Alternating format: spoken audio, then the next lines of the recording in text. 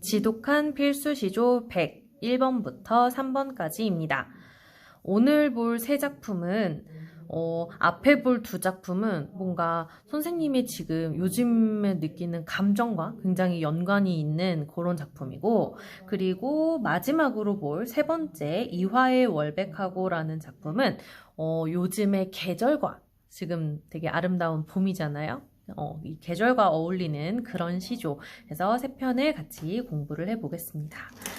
자, 먼저 가시조와 나시조의 작가를 보면 우탁이라는 사람의 시조, 자, 같은 작가. 같은 작가면은 아무래도 다루고 있는 내용이 비슷하거나 아니면은 뭐 표현이 뭐 주로 사용하는 게 있다든지 뭐 내지는 분위기 정도라도 비슷하던지, 자, 그런 것들이 있을 텐데, 자, 오늘 볼 우탁의 시조 두 편은 이런 공통점이 있어요. 아까 시작할 때 선생님이 요즘 나의 감정과 굉장히 연관이 있다라고 얘기를 했는데, 요즘 선생님이 옛날 같지가 않은 거야. 맨날 아침에 일어나는 것도 힘들고, 그리고 피부도 좀 안 좋아지는 것 같고, 막 그런 느낌이 들면서, 와, 진짜 옛날에는 막 전날에 막 엄청 많이 놀아도 괜찮았거든요. 근데 요즘에는 그렇지가 않은 거야. 그러한 느낌을 좀 생각을 해주시면 될 것 같아요. 그래서 요 두 작품은 지금의 선생님처럼 뭔가 나 늙어가는구나, 좀 슬프구나, 이런 내용을 다루고 있는 작품. 우리는 그러한 작품을 뭐라고 이야기를 하냐면 탄식한다, 한탄한다 라는 뜻이고요. 너네가 아는 로자 뭐 있니? 늙은 거, 그치?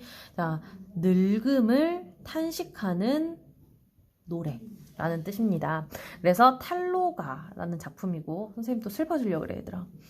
자, 두 작품과 그리고 이화의 월백하고는 아까 계절이랑 관련이 있다고 얘기했죠. 이거는 조금 이따가 한번 더 다뤄보도록 할게요. 먼저 가 작품부터 내용을 살펴보면, 자, 초장 한번 봅시다. 한 손에 막대 잡고 또 한 손에 가시 쥐고, 자, 한 손에는 무엇을 잡고 막대기를 잡고, 자, 화자가 한 손에는 막대기를 잡고요. 그리고 또 한 손에는 가시를 쥔답니다. 한 손에는 막대기, 한 손에는 가시. 뭔가 이거 중간에 끊었을 때 앞에 구절과 뒤에 구절이 대응 이루는 거 느껴지나요? 네, 대구법이 사용이 됐어요.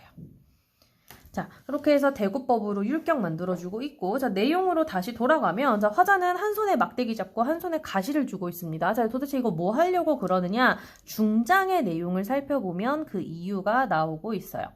늙은 길을 가시로 막고 오는 백발 막대로 치려터니. 자, 볼게요.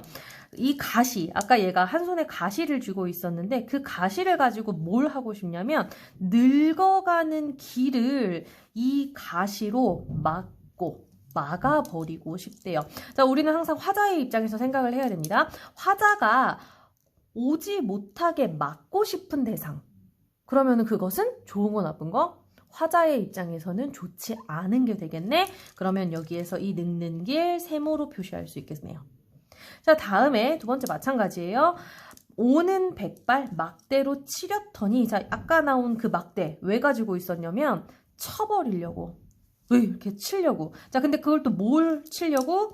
오는 백발을 치려고. 그러면 이것도 화자의 입장에서 생각했을 때 확 쳐버리고 싶어, 내치고 싶은 대상이니까 백발도 부정으로 볼 수 있겠네요. 자, 그러면 여기에서 백발이라는 거, 이거 흰머리인데, 흰머리는 그럼 무엇의 상징입니까?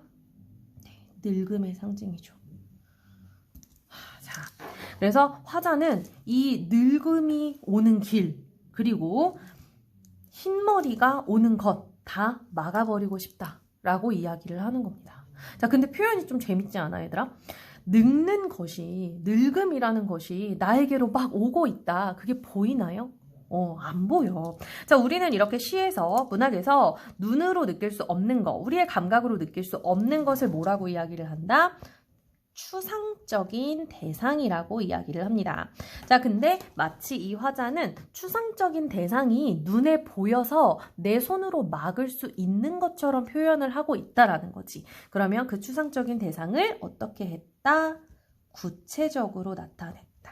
그래서 이 시조의 중장에서는 추상적 대상의 구체화라는 표현이 사용이 되고 있습니다.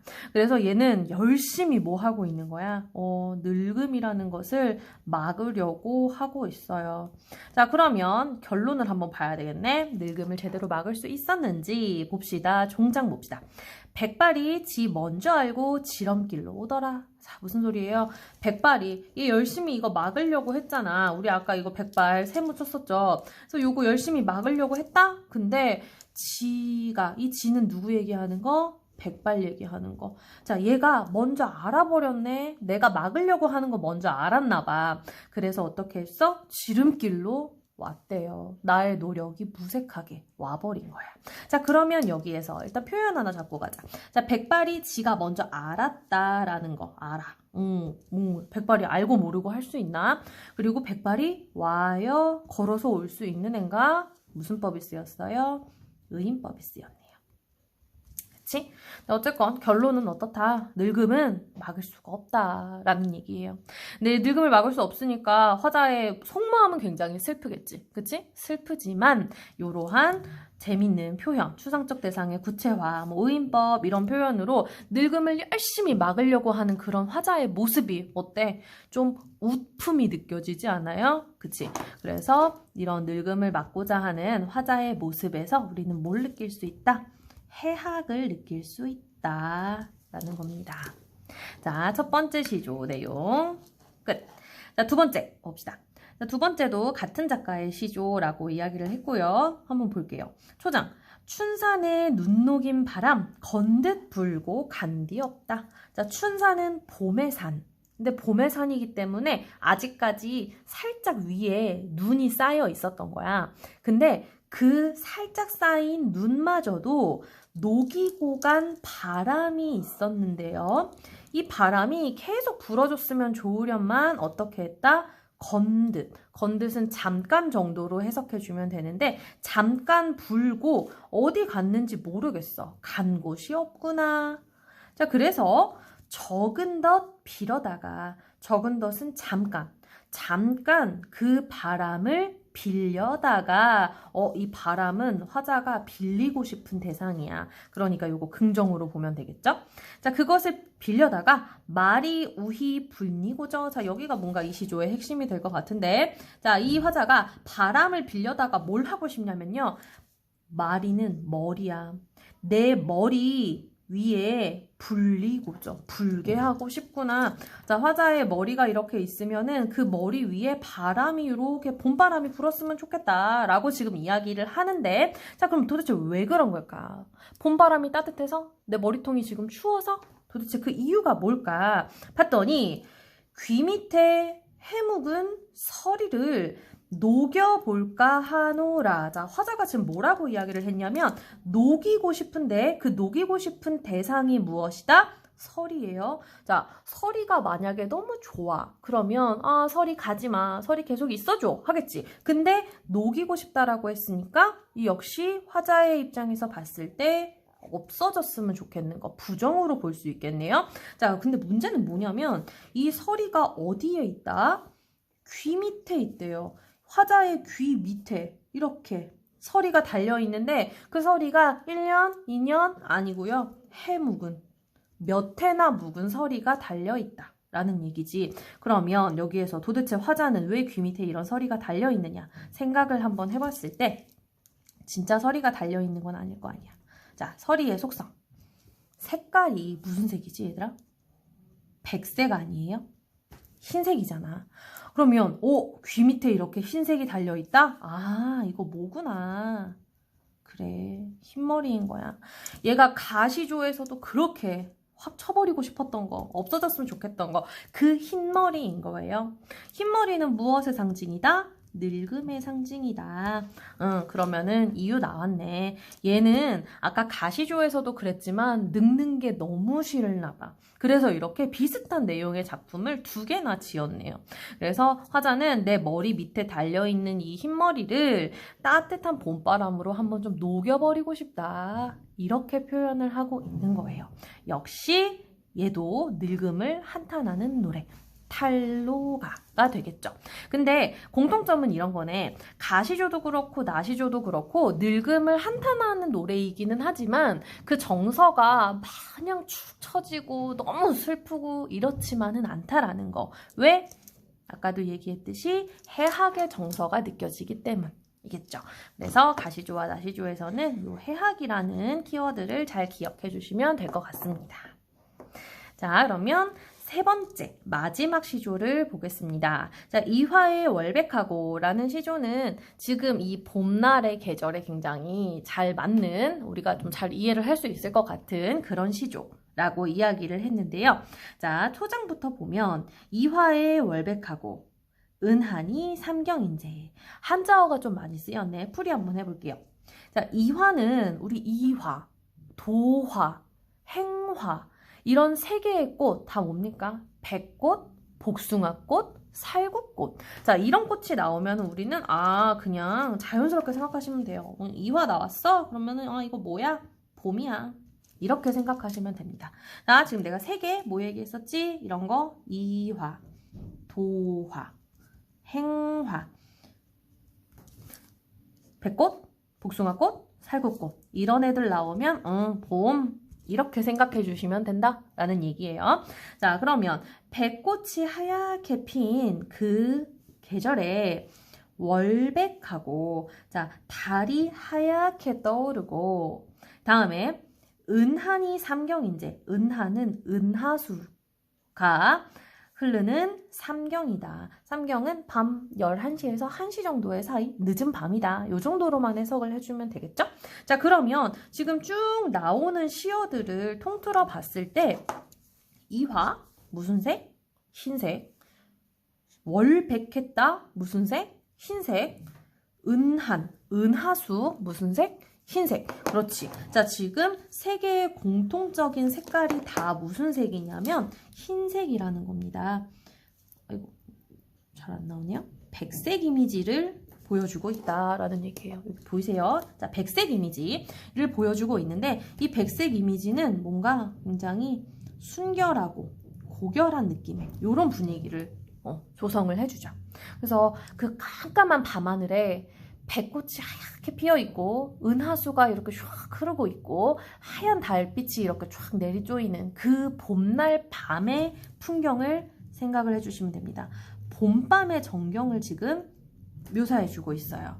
자, 근데 너희들 아직 모를 수 있어. 니네들은 그냥 뭐 좋지 뭐 낮에도 좋고 아침에도 좋고 그냥 학교 안 가면 좋고 다 좋잖아. 그러니까 봄날 밤에 뭐 백꽃이 피어있든 벚꽃이 피어있든 오 너무 예뻐 이렇게 생각을 할 텐데 근데 이거 자꾸 나이 얘기가 나오는데요. 아까 뭐 이 위에서도 내가 나이 뭐 많아져서 슬프다 뭐 이런 얘기를 했지만 선생님 나이가 되잖아? 그러면 그 밤에 그 하얗게 흩날리는 꽃을 보고 있으면 예쁘기는 예쁜데 뭔가 좀 서글프다. 뭔가 가슴 한 곳이 아려와. 이런 느낌이 드는 게 있거든요. 자, 그 감정을 뭐라고 이야기를 하냐면 애상감이라고 이야기를 해요. 자, 애상감은 우리가 나 뭐 남자친구랑 헤어졌어. 나 여자친구랑 헤어졌어. 이래가지고 너무 슬퍼. 이 완전 슬픈 그 감정이랑은 조금 달라. 그래서 뭐 굳이 그렇게 슬픈 일이 있는 것은 아니지만 뭔가 마음 한켠이 아려오면서 뭔가 좀 쓸쓸하면서 그런 감정? 자, 여러분도 다 나중이 되면 알게 될 겁니다. 자, 그러한 감정, 요 감정이 포인트예요.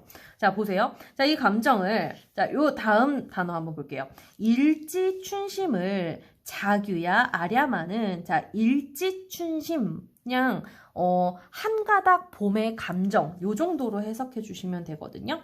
한 가닥의 봄의 감정. 자, 이 한 가닥 봄의 감정, 이것이 바로 선생님이 얘기했던 요 애상감입니다. 네. 자, 이것을 자규야 아랴마는, 자, 자규라는 새, 요렇게 보면 좀 낯설 수 있지만, 우리 두견새, 이 새예요. 자, 두견새는 우리가 시조에서 등장을 하잖아요. 그러면 뭐의 상징이라고 부릅니까? 한의 상징이라고 불러요. 두견새가 한의 상징인 이유는 그만큼 굉장히 소리가 구슬프기 때문이거든.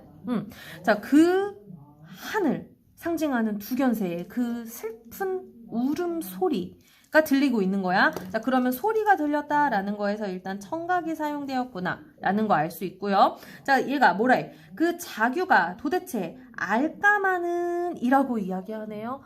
화자가 생각했을 때는 내가 지금 어때? 봄밤의 애상감을 막 느끼고 있어? 근데 이 두견새의 울음소리도 너무 슬픈 것이 저 새도 뭔가 그 나의 마음과 같은 그 애상감을 아는 것일까? 라고 지금 생각하고 있는 겁니다. 자, 그러면 이 자규가 알고 모르고 할 수 있는 대상이 아니잖아. 근데 자규가 아네 모르네 하는 걸로 봐서 여기도 일단 의인법이 쓰였구나 라는 거 알 수 있고요. 자, 그래서 화자는 이 두견새의 그 쓸쓸한 그 한스러운 울음소리를 들으면서 감정이 더 어떻게 되겠냐고. 가뜩이나 이 봄날의 예상감에 젖어 있는 그 화자는 슬픈 울음소리를 들으면서 훨씬 더 감정이 심화되겠네요. 그러면 여기에서 이 자규의 기능이 뭐라는 얘기야? 화자의 감정을 더욱더 심화시키는 기능을 하고 있다. 감정 심화를 해주는 뭐가 되는 거예요? 객관적 상관물이라고 볼 수 있겠네요. 그치? 네. 자, 종장 보겠습니다. 다정도 병인양하여. 자, 여기서의 다정, 그냥 감정이 많아, 생각이 많아, 밤에 이런저런 생각이 너무 많아. 자, 그것도 병인양하여. 자, 그것도 병이다라는 얘기예요. 너무 생각이 많은 것도 병이어서 잠 못 들어 하노라. 자, 봄날 밤에 잠도 못 이루고 애상감에 젖어서 뒤척뒤척 그러고 있네요. 자, 이렇게 뒤척뒤척하는 화자의 모양 한자 성어 하나 정리하고 갈게요. 전전 반측이라고 이야기하죠. 그치? 뒤척이면 잠 못 이루지 못하는 모양을 뜻하는 성어입니다. 자, 이렇게 해서 오늘 1번부터 3번까지 시조 한번 정리를 해봤습니다.